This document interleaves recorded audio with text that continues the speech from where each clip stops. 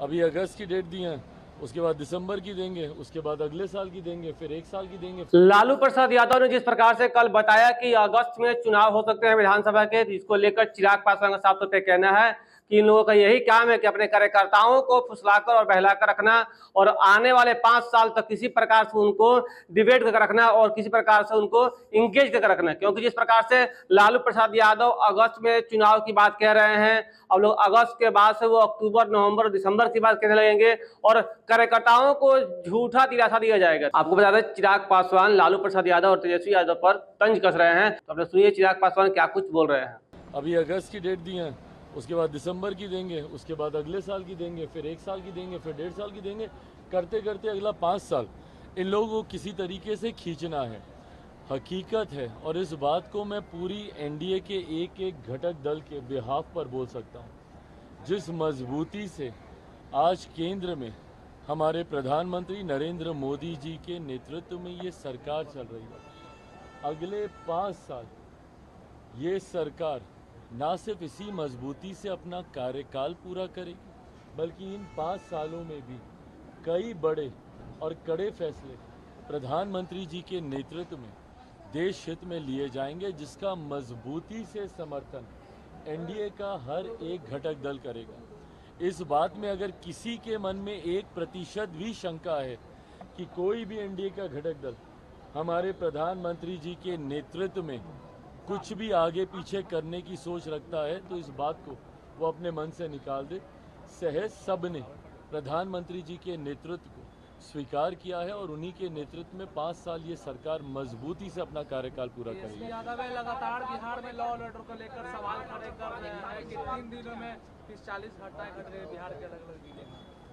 देखिए, मैं इस बात को सफाई इस बात से कतई नहीं दूंगा कि जब इनकी सरकार थी तो क्या होता था।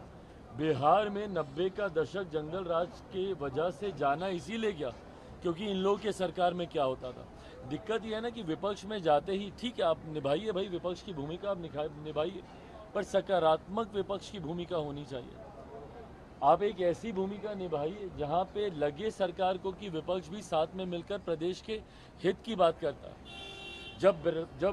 जब किसी बात का श्रेय लेने की बात आती है, नौकरी का श्रेय लेना होगा तो तुरंत आप हर मंच से खड़े होकर बोलिएगा।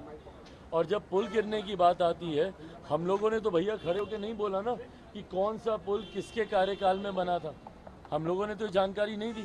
ऐसा तो नहीं है कि भाई अभी जो 6 महीने पहले जो एनडीए की सरकार बनी है उसी में ही सारे पुलों का निर्माण हुआ। हम तो इस बात को सहज स्वीकार भी करते कि हमारी सरकार है भैया, जिम्मेदारी है हम लोग की। पर ऐसे में जब आप उंगली उठाते हैं तो आप ये भी तो देखिए कि आपके कार्यकाल में क्या होता था। बनिस्बत उसके चीज़ों को बहुत बेहतर किया गया है और आने वाले दिनों में बेहतर किया जाएगा। लॉ एंड ऑर्डर हम लोगों के लिए भी चिंता का विषय है और हम लोगों ने भी इस बात के लिए मुख्यमंत्री जी से हम लोगों ने भी आग्रह किया है कि जिस तरीके से लॉ एंड ऑर्डर की का विषय है उस पर हम लोगों को चिंतित होकर कड़े कदम उठाने की ज़रूरत है।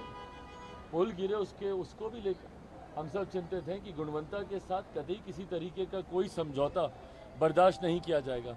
पर विपक्ष की भी जिम्मेदारी बनती है कि ऐसे में सकारात्मक भूमिका निभाए। तो आपने सुना चिराग पासवान का साफ तौर पे कहना है, जो पुल गिर रहे हैं वो जिम्मेवारी सरकार लेती है, क्योंकि हमारे शासनकाल में अगर पुल गिर रहे हैं तो इसकी जिम्मेवारी हमारी है। लेकिन जिस प्रकार से विपक्ष हम पे आरोप लगा रहा है वो कहीं ना कहीं गलत है। उनका यह भी कहना, जिस प्रकार से वो लोग अपने कार्यकर्ताओं को भरमा रहे हैं चुनाव को लेकर के, तो यह सही नहीं है। वो झूठ बोलने का काम करते हैं। आपने देखा किस प्रकार से उनके जो कार्यकर्ता हैं किस प्रकार से काम किए हैं, रिजल्ट तो उनके सामने है। आपने सुना चिराग पासवान किस प्रकार से अपनी बातों को रख रहे थे, चाहे वो लालू प्रसाद के बयान को लेकर के हो या फिर जो बिहार में पुल गिर रहे हैं उसको लेकर के है। दीक्षांत एडुटेक लाया है दीक्षांत ई लर्निंग ऐप। बने दीक्षांत का चैनल पार्टनर और अर्न करें लाखों रुपए प्रति महीने। चैनल पार्टनर बनने के लिए विजिट करें www.दीक्षांत.com।